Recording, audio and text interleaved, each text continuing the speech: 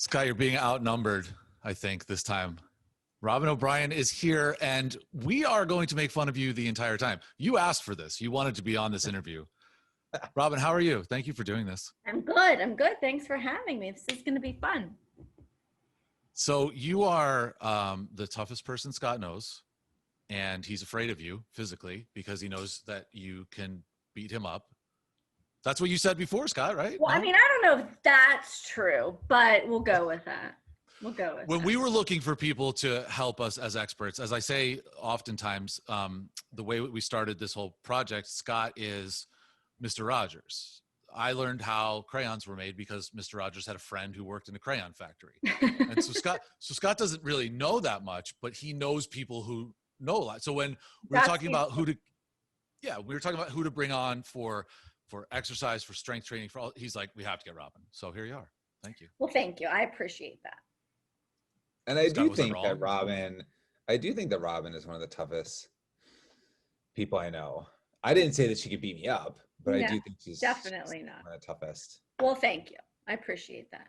So I don't know if I'm an expert, but Well, you are an expert because you've been doing this for a long time and you've managed to transform yourself as well as many other people. And to us, that certainly makes you an expert because we are self-proclaimed experts in being divorced, which is how this came about, that I became an expert because I was thrust into this. right. And over the course of many years, I got really good at it. Fair. Okay. Speaking of being divorced, can I just throw something on here? We're all divorced, as Yeah, we're Scott all said. divorced. You don't know this. Neither of you know this. So it was probably like before Scott's wedding, like not the day of, like just prior to that at some point. I had a huge crush on you. And when I found out that you were married, I was so upset. Yeah. I wasn't Robin? married yet. I was just engaged. No. Like when I did, I mean, like, just like, Oh, that's funny. I don't know I was that I ever way knew younger that. than you. Yeah, no, I was like, yeah, math will work. But see, now you're the perfect age for dating. What are you, 40? 42. Yeah, perfect. There we go. Oh, don't get me wrong. The 50-year-old women are all about me on these apps. I'm sure they are. Yeah, I like those 40. At first, I was like looking for guys my age. I'm like, why am I looking for guys my age? If I don't want to get married, I might as well look for young guys. But whatever. That's a whole other issue. So isn't the saying you're only as old as you feel or as old as you look? So you don't look 50. You're fine. You could. It's a weird number. You know, it's a weird number. Can we start with that, actually? Going the whole age is a number thing. You obviously, as Scott said, you've transformed your body. We were talking before we started recording that I've done a lot of stuff myself just at home. Sure. And you brought up that it's not just the strength, it's not just sit-ups and push-ups, but it's also nutrition and how you eat. Yeah. How to, just sort of broad strokes, how do you balance that? Like what's the most important thing for people to do? If you could work out, 5 hours a day, but you're eating a half a chocolate cake at night, like that's probably not going to help you. Right. Correct. I mean, it honestly depends what your goals are. If you want to lose, so abs start in the kitchen. That's just what it boils down to. And fitness is in the gym.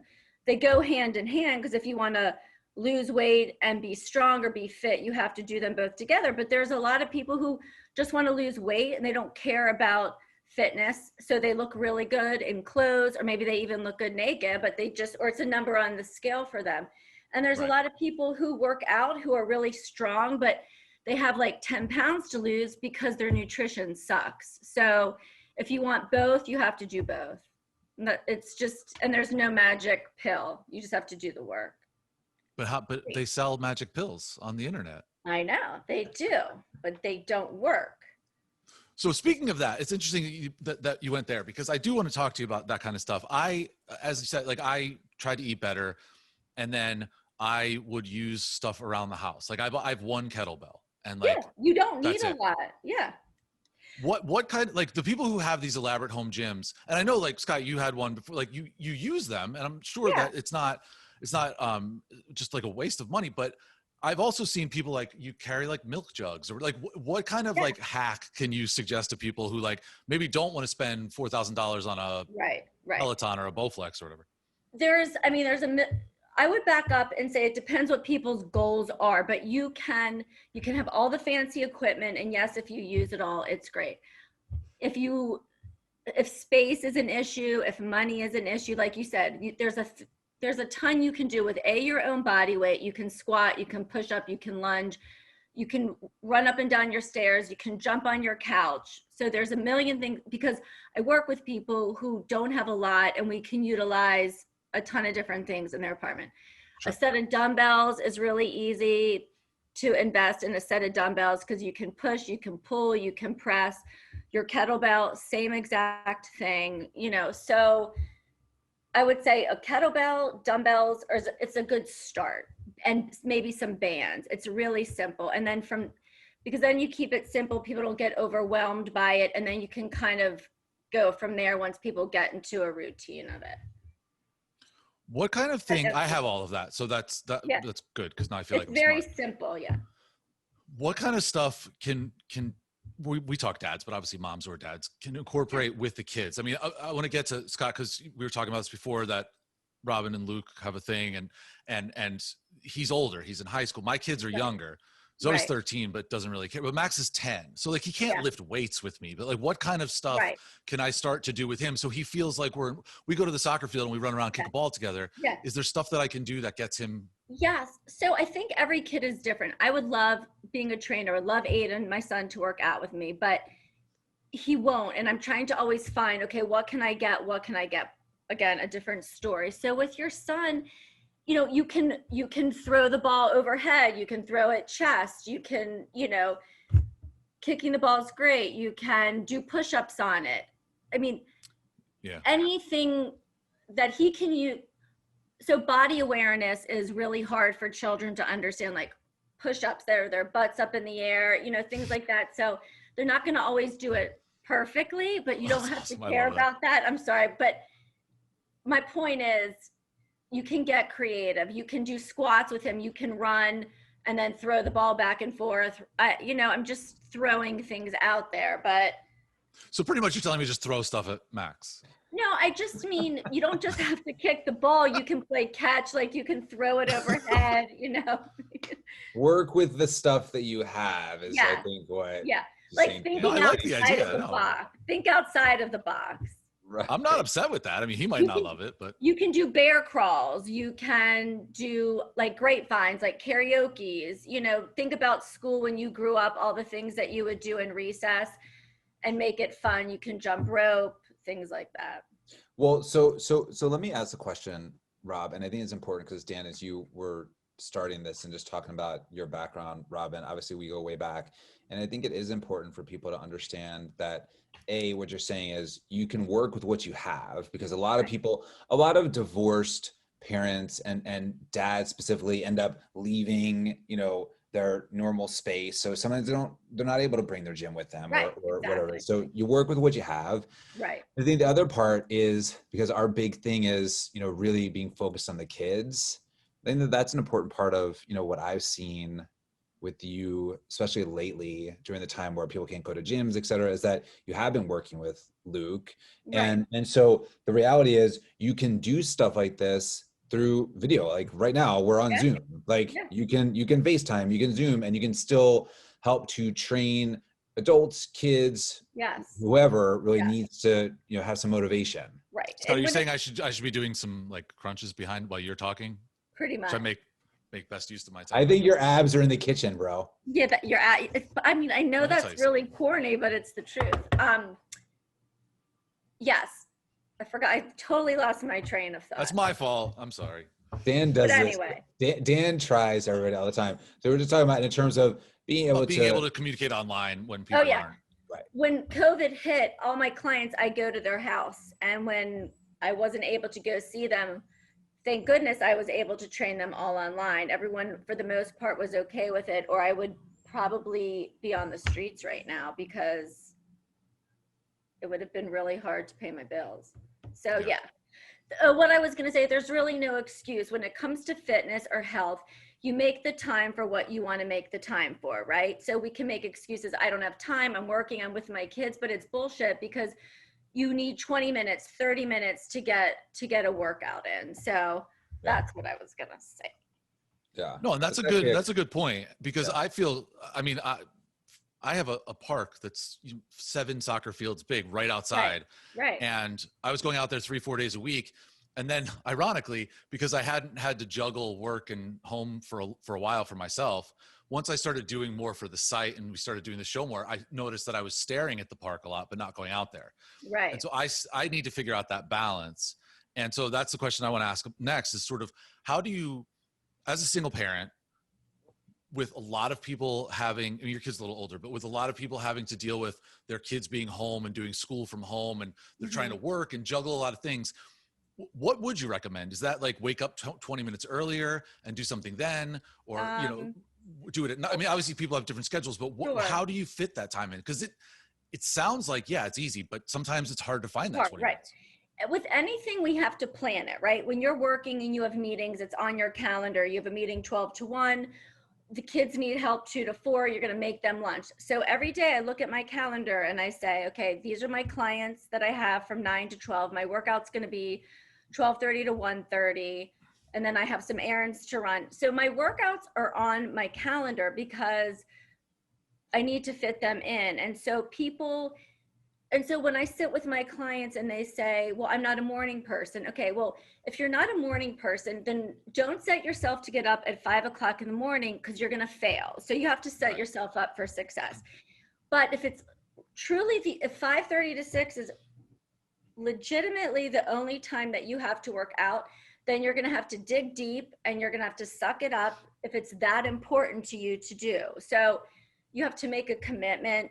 You have to put it in your calendar, and you have to plan, just like with anything else we do. That's actually been my problem, because that was the time that I was doing it before the kids got up and stuff. And then once I got separated and then divorced, my schedule changed. And now I feel like I'm up until 2 a.m. instead of going to bed at 11. And so I don't wake up as early, and now I'm totally lost. Like I don't exercise anywhere near as much as I used to. So you just have to reset, because things change, right? I mean,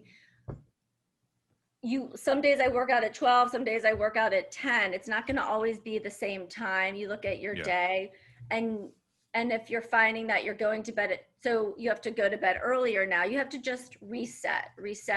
And go ahead, Scott's laughing. Go ahead, say what you're going to say. Rob, he's going to bed at 2 a.m. because he's out on dates every night. Like he's making it seem like he's like can't sleep well at night or something. Not every night.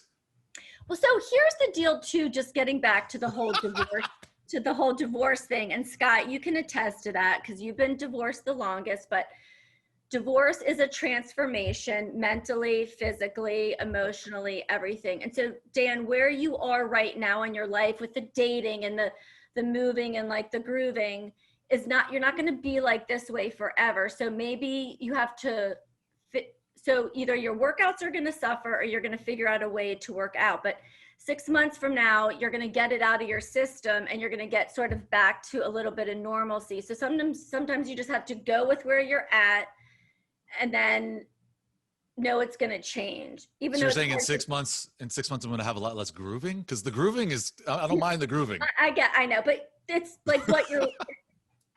Scott, you know what I'm saying, right? Look, I totally get it. And I agree. Part of the fun of all this is that Dan is experiencing stuff that, we've all experienced at one point in time as single people, single parents, whatever. And he's not going to prioritize. And for me, it's different. Like I'm just really busy, but I think what you're saying, Rob, is resonating really well with me, because I think the biggest point to me, and probably to all the other people that struggle with, I'm so busy now because I'm a single parent and I have to work and juggle a kid, kids, whatever it might be, is that you don't make time for yourself. And I think the one thing I've learned over time is that you got to be a little bit selfish. And I don't think it's being so selfish to like want to work out. Sure. Right. So I think what you're saying, it really resonates. And I think it's also something that we can help people with. I think people figuring out their new time and their new schedule is one of the hardest things to do. The hardest thing. We're transitioning. Right. Exactly. Yeah, that's definitely for me too. When I sit down with my clients, the first thing I talk about is they say, okay, I'm going to work out with you once or twice a week. And I say, okay, well, what are you going to do on your own? And we sit down and look at a schedule to really be realistic about their goals, because it's easy to say I'm never going to eat chocolate cake, but after 3 weeks, you're going to want chocolate cake. If even with our kids, we have to set them up for success. We're not going to give them unrealistic goals that they're not going to be able to achieve, and then they feel bad about themselves. So why would we do that to ourselves? I don't like to run. I'm not going to run on my own. I'm not going to train for a marathon because I will not do it. So I'm going to set myself up to do things that's going to make me successful. And that's how you should look at your fitness too. Do things you like. If you like to play basketball, you like to run, whatever it is, it doesn't have to be traditional gym things. It's going to do whatever is going to bring you joy in your fitness world. That at least that's the way that I look at it. I've two questions that I have left. One is sort of about that. You said you're like the gym and fitness world. I feel like the kids both did Ninja Warrior for a while, and they've gone to 2 gyms, and they've both now closed, one pre-COVID and one during COVID. A lot of gyms near me have shifted to outside training, and now they're starting to go back inside, but who knows with where everything's going. You said that you were able to use the technology to your advantage because otherwise you wouldn't have been able to get into these homes. But a lot of those businesses don't have that luxury because not everyone's going to pay as much money as a gym membership. So how has the industry in your mind shifted? I'm not asking you to do like a one or the other, because obviously everybody has their own thing. But with a lot of that closing, we look at movies now, like movie theaters don't exist. And Disney's like, all right, we'll just throw it on Disney Plus and charge you more money. That whole thing is going to work itself out. How is that the same in your world? I mean, there are a lot of, the gym that I was going to, I don't go to anymore because you have to, so at least in the county where I live, you have to wear a mask to work out. So you can work inside, but you have to wear a mask. So a lot of gyms are suffering. They just are. I think they post on Instagram, come look at us, and they look really busy, but I don't really know if that's true. So you have to wear a mask where we are. It's bad. I don't really know how else to say it, but gyms are going to close. For me personally, since I work for myself, I've been able to, divert the catastrophe a little bit because I've had these relationships for so long, been able to do online. I've been going to their homes a little bit more now. Sometimes I still wear a mask. I put a gym in my garage. So I have people come to my garage and I open up, the door. So there's fresh air. So that's how it's worked for me personally, but gyms are suffering. I don't know what's going to happen. It's going to get worse. And it's a shame. I mean, obviously, it's terrible. In my industry, when I was, media stuff, it kind of happened 20 years ago, where it's like newspapers don't exist. Nobody reads the actual paper except my mom, I think, and she even reads it online now. So it's kind of interesting to see other businesses that were always brick and mortar, and that's how they existed, to now go digital. It's a shame that this is the reason why, but it's kind of interesting. Scott, you were laughing. Did I say something? You were just talking about mom reading the newspaper, which I was just laughing because she does not read the newspaper anymore as a newspaper. She reads it online, but you answered. But she says, I read the paper. That's why I think it's hilarious. She's like, I was reading in the paper. Well, I don't read the paper. I haven't. Anyway, my last question. Go ahead. Sorry, Dan. I just want to say one more thing too, Peloton has done a huge business for everyone being at home. And also there's you can go to YouTube, you can do yoga. There's a million videos online for people too, if they don't know what they're doing. I mean, you can Google something and you can find it. So there are no excuses. Sometimes people just need a little extra help or guidance to get started. I actually rotated 3 different apps. One was like upper body, lower body, and one was like lose 20 pounds. And then I would just do 2 out of those 3 every day for a while. Sure. So as the Washingtonians would say, they need a little kick in the arse. The arse, right. It's true. Speaking of arses. I say no excuses. Can you tell me, you're helping Luke, and I'm hoping that the reason you're helping Luke is so he can kick Scott's ass at some point, right? Like if there's a motivation to do it, it would be to, right? I mean, I assume. I think so. Obviously. That's obvious. I think, like a goal for everyone. And Scott, interject here because I'm just going to say what I think. But Linda is, has clearly been into working out forever. And I think Luke has started getting interested in it because I guess he sees Linda do it and he likes it, and it's something that he's pretty decent at. And he's been pretty committed, don't you think, Scott? Now, Yeah, it's been yeah. great. I mean, and honestly, I think to your point, Rob, he wouldn't be as committed. And I think this goes for kids and adults, just Right. like that. He wouldn't be as committed unless he felt the pressure from you and the guidance from you going through it. Like, I honestly think that he would blow it off just like an adult would if Right. he didn't feel like he was going to get on the video with you and you'd be like, all right, Luke, like push, like do 5 more or whatever it is that he's working out that day. I think that's really important. It's really helpful.